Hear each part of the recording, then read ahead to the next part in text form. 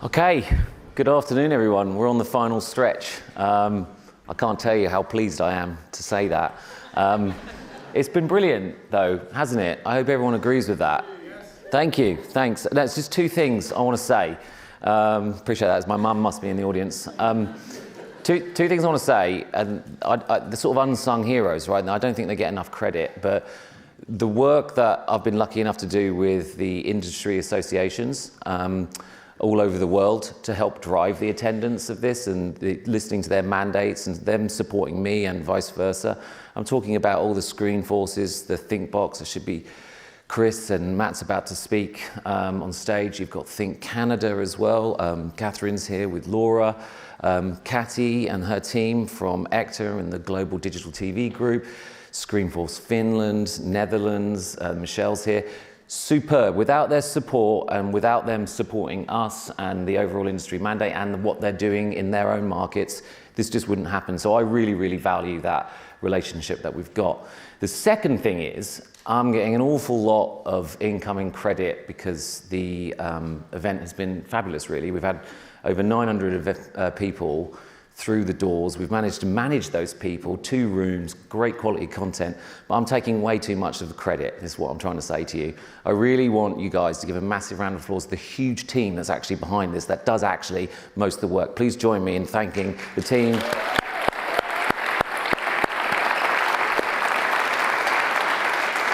As you know, led by Steve. Now, the third thing is, I'm terrified of this next bit. We're doing a fireside with Rita. There we go. She's on video.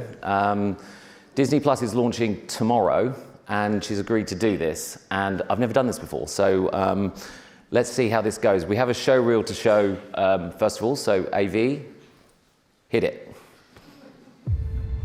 I know one thing. Wherever we go, this family is our fortress. My friends, times like this, we need to unite, come together. The only way the world will believe in you is if you believe in yourself. We can go anywhere, do anything. Reputation is what people think of you. Character is what you are. Here we go. There is nothing I'm not prepared to do. You are ready to soar. Let's go do it. To infinity And beyond!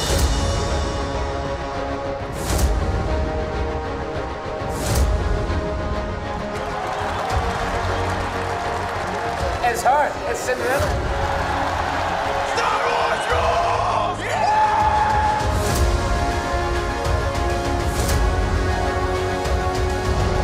If you save one life, you save the world. I think you're gonna like me. Sometimes the thing you're searching for your whole life, it's right there by your side all along. Ta-da! This is the greatest thrill of my life! I'm king of the world! What brings you here today? Being awesome. You guys see this? Hey, Mercedes, tell me a funny joke. You're on TV, that's so cool!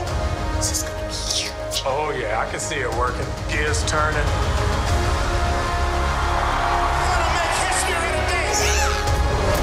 That spirit of my ancestors, that spirit lives in me. Here we go. You better be ready. If you put your mind to it, anything is possible. Look what I have created! We were made for each other. I will save the magic. We must find a way to look after one another. We about to do what we came here to do! How do you fit the entire world into a box? We do this together, okay? Whatever it takes. I dig it. This is gonna be the best year ever. You ready? I was born ready. Okay. Rita, there she is. Now, Rita, the best part of this is, what can you see? Can you see me? I can see the stage. I couldn't see the video, but I don't need to see that video because just hearing it reminds me of how great. Yeah, that's a shame that you can just see me. That's unfortunate. Right, now, firstly, this is on the eve of your launch. I promise not to take too much of your time. We massively appreciate you doing this. how is it all going, and what can we expect come tomorrow? Well, first of all, Justin, thank you for inviting me. Trust me, there's no place that I love more than London in the holidays. So I'm so sad I'm not there with you all in person and with our teams from EMEA who I know are in the room and have so enjoyed this conference because they've been talking to me about it. But how's it going? I am thrilled to be at this moment. We are ready. We have been working on this since we announced the launch in March. We have so many teams who have been working tirelessly for the last really 9 months, but really the last, I would say, 4 weeks have been really a sprint to get everything ready. We've tested, we're good to go. We have 100 launch partners with multiple brands across the platform as we launch in the US this Thursday with many pieces of creative.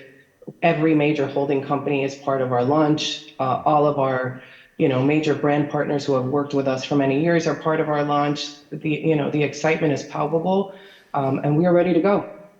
Oh, well, that's great. And you illustrated it with the video we just watched. You have an array of TV properties. When you think about your audiences, how is the viewership and how do you engage with these audiences, particularly like in the US?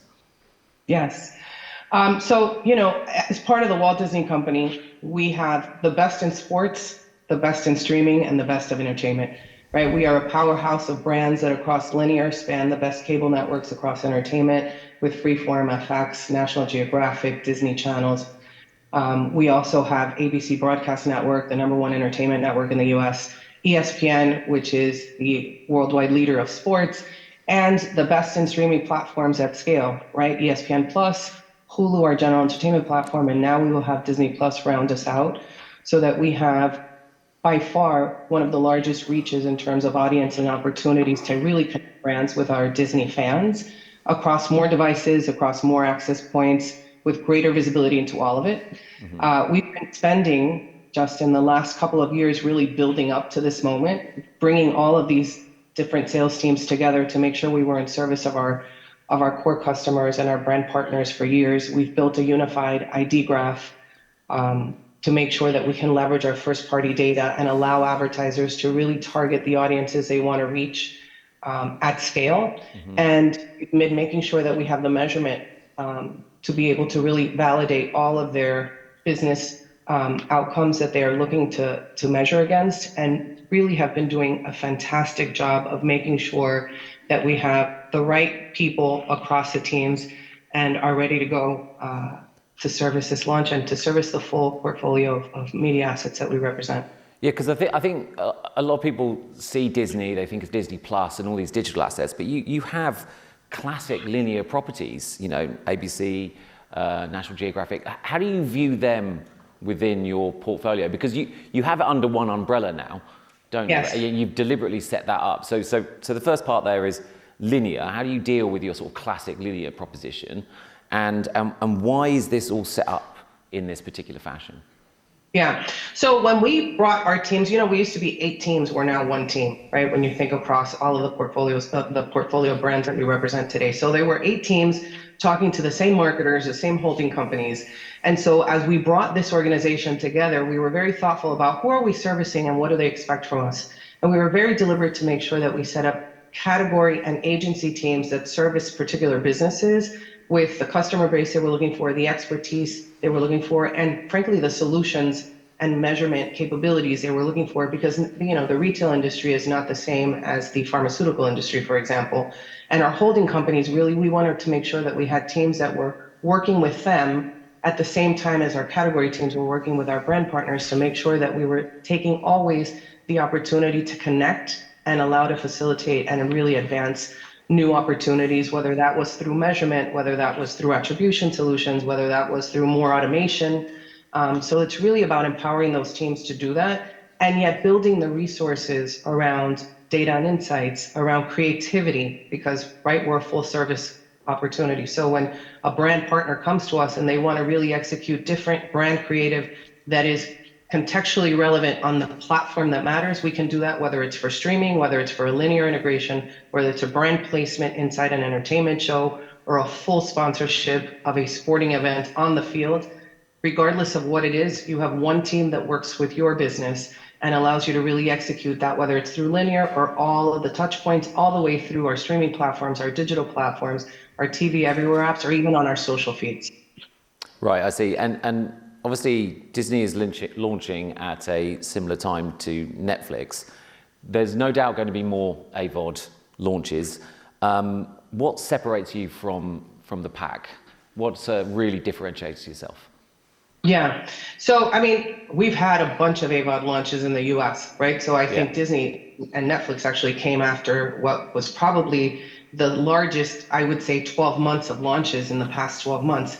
What separates Disney is very simple. We've been in this AVOD marketplace for years through Hulu, right? Over a decade, we have experience selling, advertising, streaming products and services. So we know what the behavior is. We understand the technology required to execute on that. We understand the scale necessary to drive targeting and real connections of fans and brands with customers, and the opportunity of what that means ultimately for an advertiser.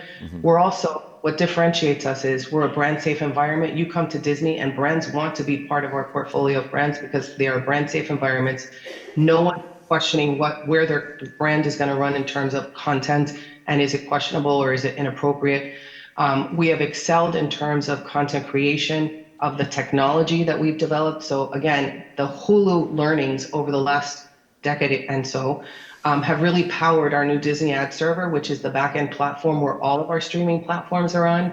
It will allow us to sell audiences across our entire portfolio as we go forward. At launch, we sold them separately. It was important because as we launch Disney Plus, we're launching slowly, testing and learning and making sure that within that environment, we have the right advertising load, the right advertising experience. But ultimately, as we move into what will be our next upfront next May, the plan is to be able to buy across all of Disney streaming, and you will get that through either Disney Plus or ESPN Plus, Hulu, or all of our TV Everywhere apps. Okay, so you touched on this, and we're going to talk about measurement. I know it's a painful subject, particularly for me, but it's really important because, for you too. But Disney are doing. We're going to put it in two different buckets because I see the US as slightly different to the rest of the world, and I know you're doing lots of work around measurement and currency in the US. How are you looking at it, and why are you so focused on maybe changing what the norm is in, let's take the US first of all, and then we'll come to the rest of the world? Of course. So we look at it holistically across three buckets. I would say first is first party. And so we've spent a lot of energy and time around building our Disney ID graph. We call it the Disney Ad ID, and it's our first party audience graph that enables interoperability between planning, buying, and measurement.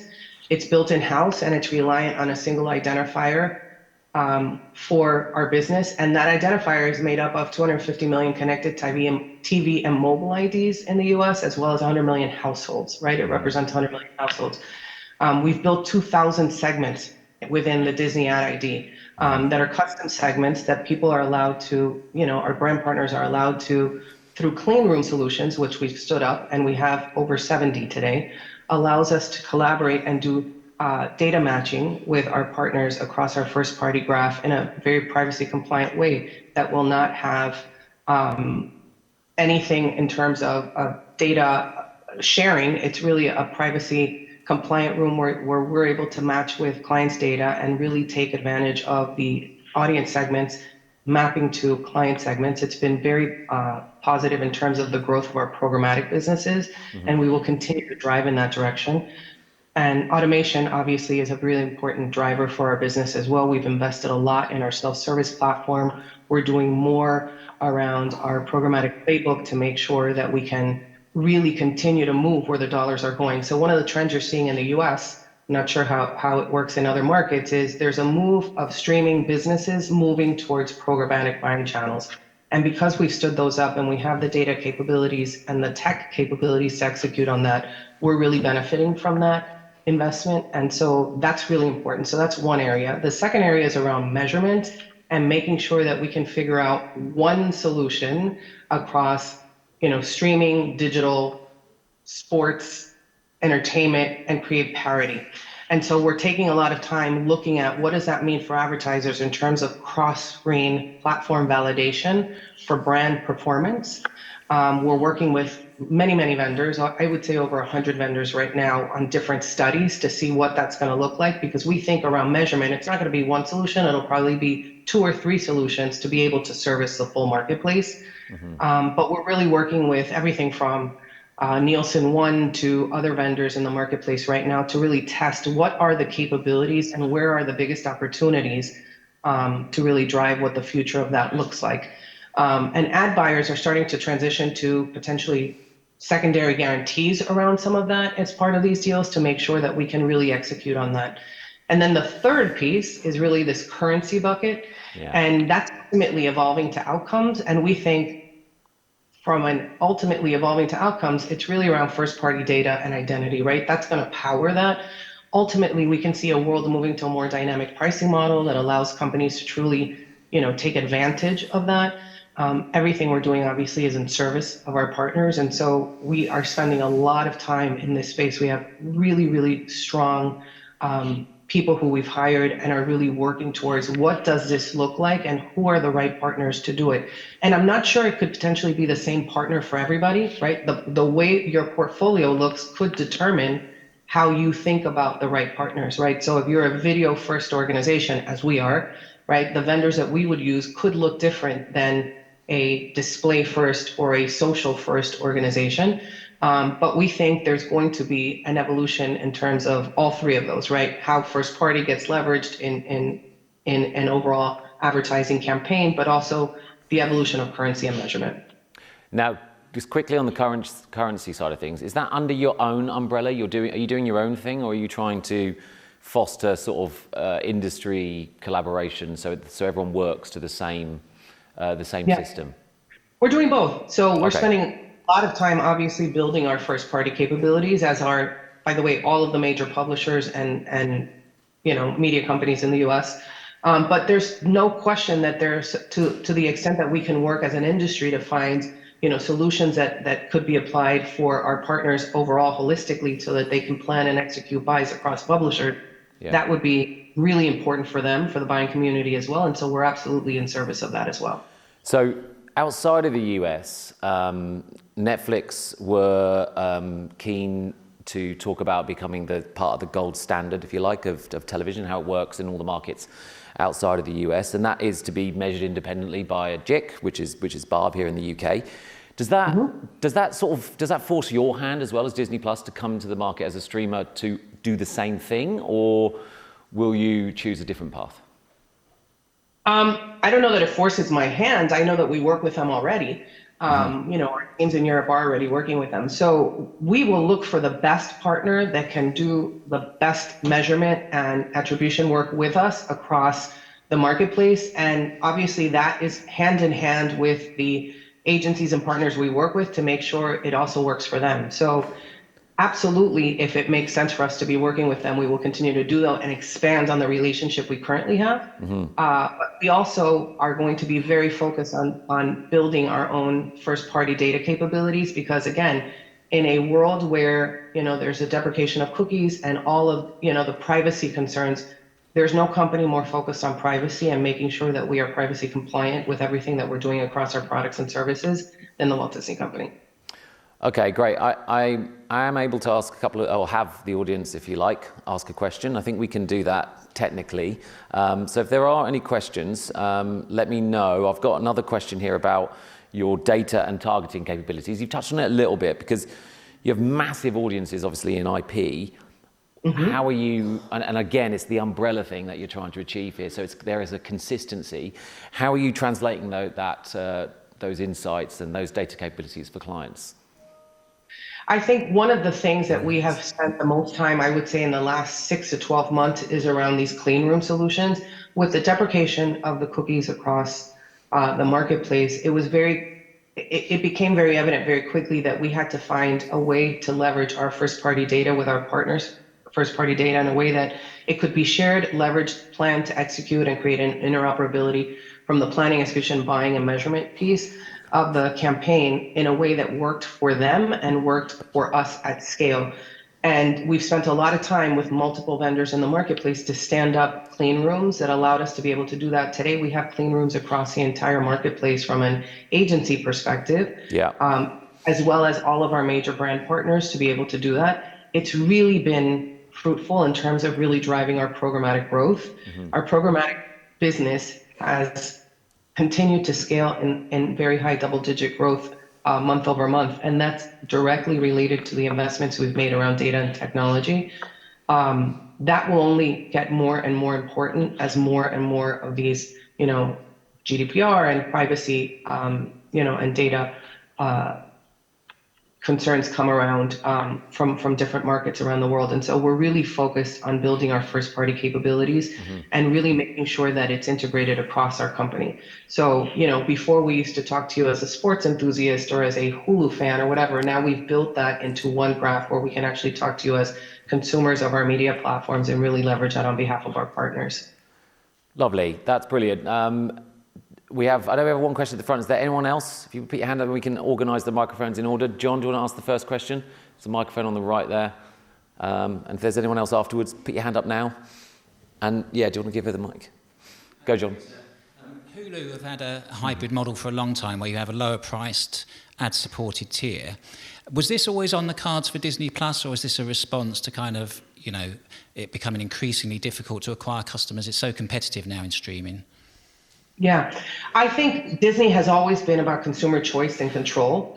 And the opportunity to really get Disney Plus in the hands of as many consumers as would like to have access to it is really the driver of this decision. So when you think of the opportunity to be able to access the amount of streaming platforms that are available to customers today, price really becomes an issue. And especially in this marketplace where families are making decisions on, am I going to spend the money on, going to dinner, or am I going to spend the money on an entertainment opportunity? It's really about consumer choice. And so about a month ago, we started allowing our customers to make the decision. Are they going to opt into this product offering, or are they going to stay with their ad-free opportunity? Okay, there's one more over here. From Altman Solon. When are you going to launch an ad tier internationally, and which territories will be first? Well, which territories come in high priority order? We haven't finalized the launch dates around the world, but there is a plan. I will tell you, there's plans to launch Disney Plus internationally, and I would imagine the market you're sitting in is going to be a very high priority for us. But we're so excited to launch tomorrow here, and we want to make sure we execute that flawlessly, that the international piece will come shortly thereafter, I'm sure. Okay, just to wrap up then, Rita, this has been really insightful. I really appreciate this. Like, looking just outside of, we're looking at the sort of macro, if you like, media and advertising industry. What sort of economic trends are you seeing and other factors impacting media and advertising? But what sort of trends and opportunities and threats are keeping you up at night? Trends well, listen, this notion of, is there a recession? Are we in a recession? Is a recession coming? Obviously keeps me up at night. Yeah. But I am just so excited to represent the portfolio. First of all, to work with the team that I work with is extraordinary. And what keeps me up at night? Keeping this incredible team together, because I have the best people in the business and I'm thrilled to work alongside them every day. So that, number one, is my priority every single day when I come into the office. Number two is getting this product launched tomorrow, which we're ready. So I'm thrilled that we're able to do that tomorrow, and really thank our partners. We have a whole initiative in Times Square across all of the billboards that we manage, where we're going to be running the commercials of all of our partners in Times Square with a thank you message all day to say thank you for coming on this journey with us, because it is as much about them as it is about us, and we're thrilled that they have joined us for that. I think the other piece is just where the evolution is. It's all about change, and I want to make sure that we are anticipating the change, driving towards that change, and really embracing the change of where the business is going and leading with that. And so that's what really I focus on every single day when I come in the office. Well, that's a fantastic way to close that out, and I really value your time, especially on the eve of the launch. Good luck with it, and we look forward to hearing a lot more about it. Ladies and gentlemen, give a massive round of applause for Rita, who's joined us this morning. Thank you so much. Yeah, thank you, Rita. And